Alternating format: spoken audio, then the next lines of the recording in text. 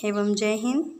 बच्चों, आज हम पर्यायवाची शब्द नामक पाठ पढ़ेंगे। बच्चों, इससे पहले पर्यायवाची शब्द का अर्थ समझ लीजिए कि ये पर्यायवाची शब्द होता क्या है, इसे किस चीज़ को पर्यायवाची कहते हैं।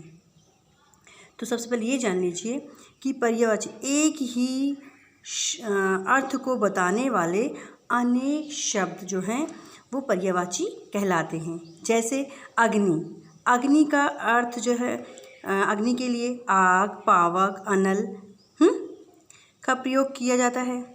तो ये सब पर्यायवाची शब्द हैं। पर्यायवाची शब्दों का प्रयोग करते समय बड़ी सावधानी की आवश्यकता होती है।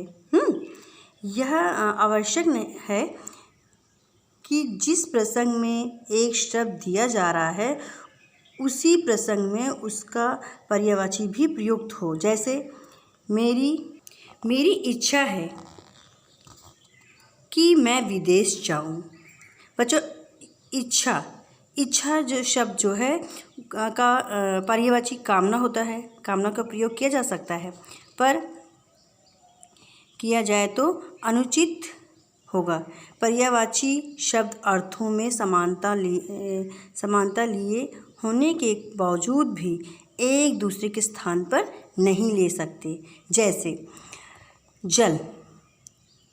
जल शब्द पानी का ही पर्यायवाची है, पर जल अधिक आदरसूचक होता है। अब जैसे जल नाली में नहीं बहता, जल जो है वो नाली में केवल पानी बहता है। इस प्रकार गंगा जल को पानी नहीं कह सकते। गंगा पानी का प्रयोग नहीं किया जा सकता।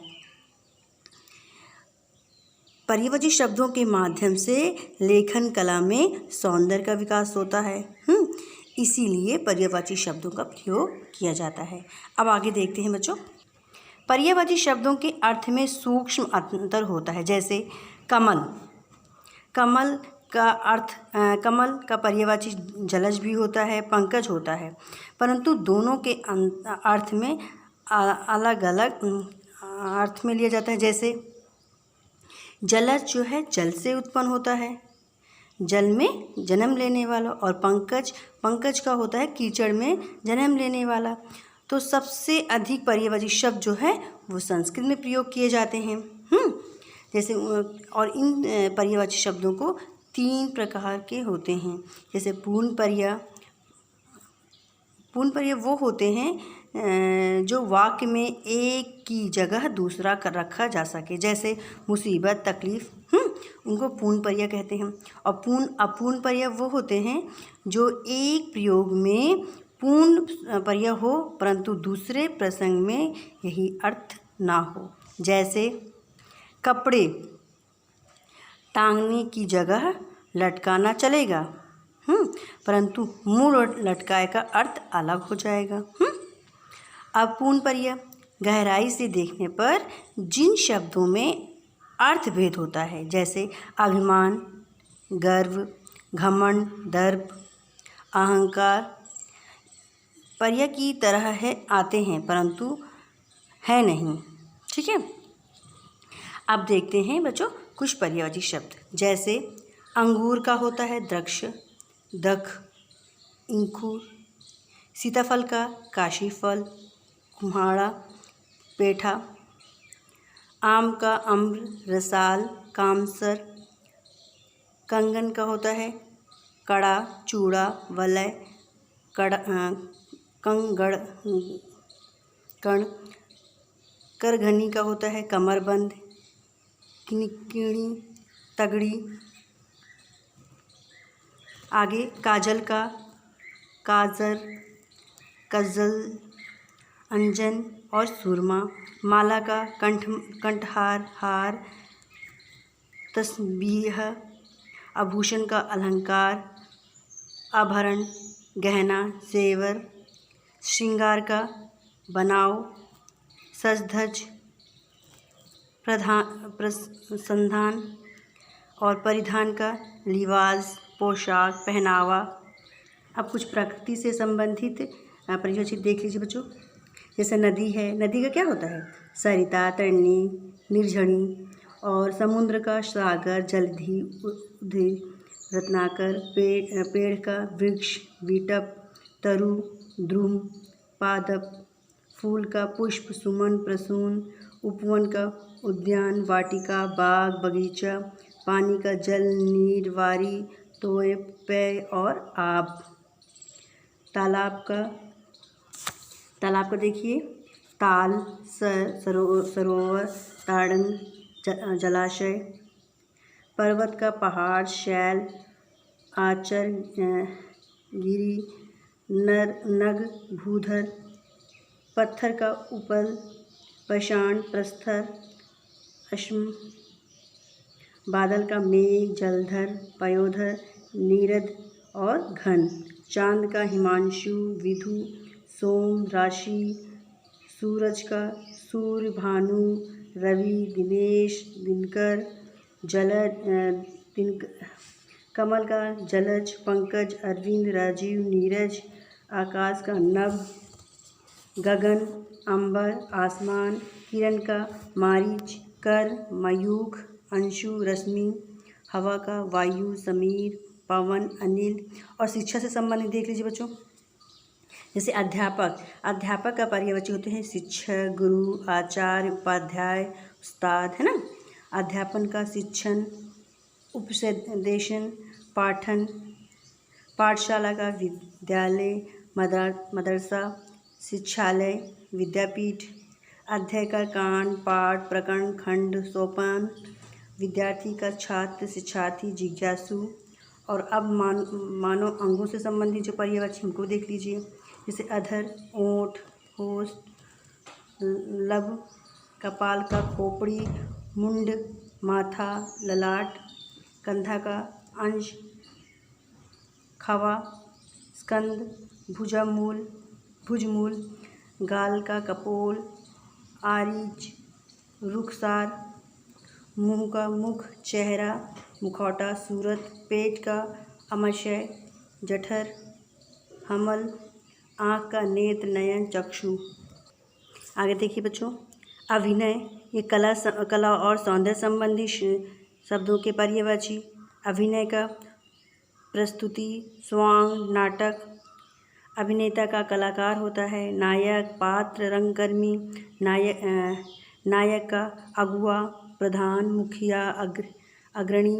कलाकार का कलावंत, शिल्पी, फनकार, कारीगर। कवि का काव्यकार, काव्य प्रणेता। काव्य का कविता, नज्म, शायरी, वाण्याम, अदब। अब पशु से और जीव जंतु से संबंधित पर्यायवाची, जैसे पशु का जानवर, चौपाया, डांगर, डोर, मवेशी। मोर का केकी, नीलकंठ, मयूर, शिखी, सारंग। पक्षी का खग, खेचर, पतंग, पिहक, पखेरू। मकड़ी का मकड़ी, लूता, उड़नाप। मछली का मत्स्य, मकर, झक। भालू का रीछ, भालुक। भौरे का भमर, मधुकर, अली, मिलिंद। अश्व का घोड़ा, तुरंग, हरि, हाय, घोटक। शेर का सिंह, केशी, हरि, मृगराज।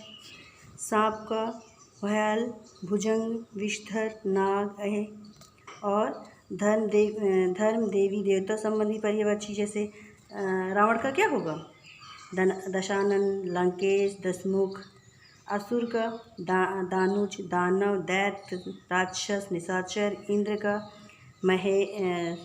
सुरेश, महेश, दिवेश और महेंद्र। ईश्वर का प्रभु, भगवान, परमात्मा, परमेश्वर। कामदेव का मदन, रतिपति, अनंग, काम। गंगा का भागीरथी, देवनदी, मंदाकिनी। गणेश का लंबोदर, विनायक, गणपति, गजानन। देवता का अजर, देव, सुर, अमर। पार्वती का शिवा, उमा, भवानी, अंबिका, गिरिजा। महादेव का शिव, शंकर, नीलकंठ, महेश्वर। ठीक है बच्चों, आप करेंगे अभ्यास कार्य। तो निम्नलिखित वाक्यों में कुछ ऐसे शब्द हैं जिनके पर्यायवाची हो सकते हैं, उन्हें पहचान कर रेखांकित कीजिए और यथा योग वाक्य में परिवर्तन कर लिखिए।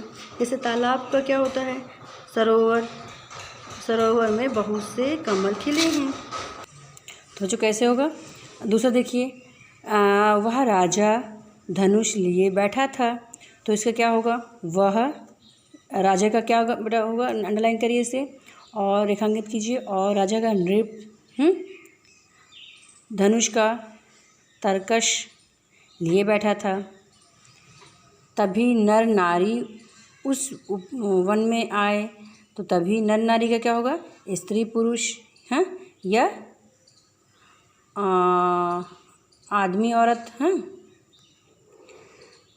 उस वन में आए। उन्होंने चौथा देखिए, उन्होंने राजा को एक फूल दिया, तो उन्होंने नृप को एक पुष्प दिया। फिर पांचवा देखिए, वे बोले फूल को दूध में डालकर पी लेना, तो वे बोले फूल का क्या होगा? कुसुम, है ना, या सुमन को दुग्ध में डालकर पी लेना। छठवा देखिए, नदी के किनारे वृक्ष पर फूल खिले थे, तो सरिता के किनारे वृक्ष का होगा? पेड़ पर सुमन खिले थे। सूरज के छिपते ही अंधेरा छा गया, तो सूर्य के छिपते ही अंधेरा छा गया। पर्वत पर हाथी और बंदर दोनों थे, तो पर्वत का होगा गिरी, पर गज और वानर दोनों थे। अब देखिए बच्चों, यहाँ पे कौवे का पर्यायवाची क्या होगा? काक, वायस, मुंह का मुख, चेहरा, गणेश का लंबोदर, विनायक, ध्यान से देखिए बच्चों, दानव, राक्षस और निशाचर, जल का नीर, पानी, प्यार का प्रेम, प्रीति, कृष्ण का श्याम, नंदलाल, चतुर का कुशल, पटु, हवा का वायु, पवन। आगे देखिए, अध्यापक का क्या होता है बच्चों? शिक्षक और गुरु, उस्ताद, है ना। कला का कौशल, हुनर, भगवान का ईश्वर, प्रभु, बारिश का वर्षा, बरसात, वायु का हवा, समीर, क्रोध का गुस्सा, रोष, और कमल का राजीव, सरोज, है ना। आग का अग्नि, पावक, अध्याय का कांड, पाठ। आगे देखिए बच्चे, प्रश्न नंबर 3, उचित पर्यायवाची को रेखांकित कीजिए। जैसे आकाश का पर्यायवाची क्या होगा? चक्षु, चक्षु मतलब आँख होता है। अज्ञान, जो जिसे किसी का ज्ञान नहीं होता। व्योम, व्योम मतलब आकाश। और कानन, कानन मतलब क्या होता है? आगे देखिए, कपड़ा, कपड़ा का प्रभु, पर प्रभु नहीं हो सकता क्योंकि ईश्वर होते हैं इसका अर्थ। मदन भी नहीं हो सकता कि कामदेव कहते हैं। अंबर यानी कपड़ा, है ना। कर्ण मतलब कान, ठीक। तो अंबर को रेखांकित कीजिए। गृह का उत्तम, जो उत्तम आप जानते ही। आलय, महंत और गुण, तो क्या होगा? आलय। दिन का वार, सर पर या नर, तो क्या होगा? वार।